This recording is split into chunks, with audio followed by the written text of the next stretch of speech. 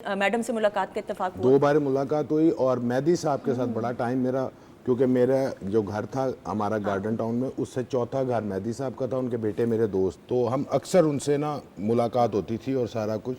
تو وہ نا ایک دفعہ کا بات ہے، سردیوں کی رات تھی، تو ان کے پاس ایک سپورٹس کار ہوتی تھی جس کی چھت کھل جاتی تھی. تو میں اور ان کا بیٹا شہزاد نا گاڑی میں بیٹھے ہوئے، اور خدا غریق رحمت کرے ان کی والدہ آئی ہیں، وہ ہمیں نا وہ کاجو اور اخروٹ وغیرہ دے گئی ہیں، اور ہم وہ کھا رہے ہیں، ابلے انڈے تھے. اندر مہدی صاحب ڈرائنگ روم میں لائٹ گئی ہوئی تھی، اور مہدی صاحب نا کسی، مجھے اس وقت اتنی سمجھ نہیں تھی میوزک کی، کسی راگ کی نا پریکٹس کر رہے تھے. واہ. آپ یقین کریں کہ میں نے یہ کھانے کے لیے اٹھایا اور میرا ہاتھ وہیں رہ گیا، اور وہ ایسے لگتا تھا جیسے کوئی جادو کر رہا ہے کانوں میں. کیا بات. ایسا کمال راگ تھا وہ، ایسا کمال راگ کہ ہم وہیں کے وہیں رہ گئے. پھر ان سے ملاقات بھی رہی، پھر ان کی گفتگو سنتے تھے.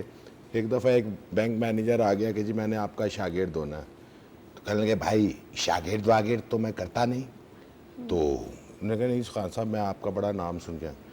دیکھو شاگرد ہونے کے کچھ لوازمات ہیں، جیسے مٹھائی، کوئی سوٹ اور کیش بہت ضروری. اس نے کہا باقی کیش کتنا؟ ان کا یہی کوئی 15-20 ہزار، یہ اس زمانے کی بات. بالکل ٹھیک. اس نے کہا باقی تو میں کر لوں گا. تو خان صاحب نے پوچھا سنتے کس کو؟ انہوں نے کہا جی حبیب ولی محمد صاحب.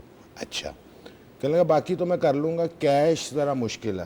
کہتے اٹھو یہاں سے نکلو، سننا حبیب ولی محمد کو، سیکھنا مہدی حسن سے. اور ان کا گایا ہوا ہر ایک گیت غزل وہ ہمیشہ کے لیے امر ہو گیا.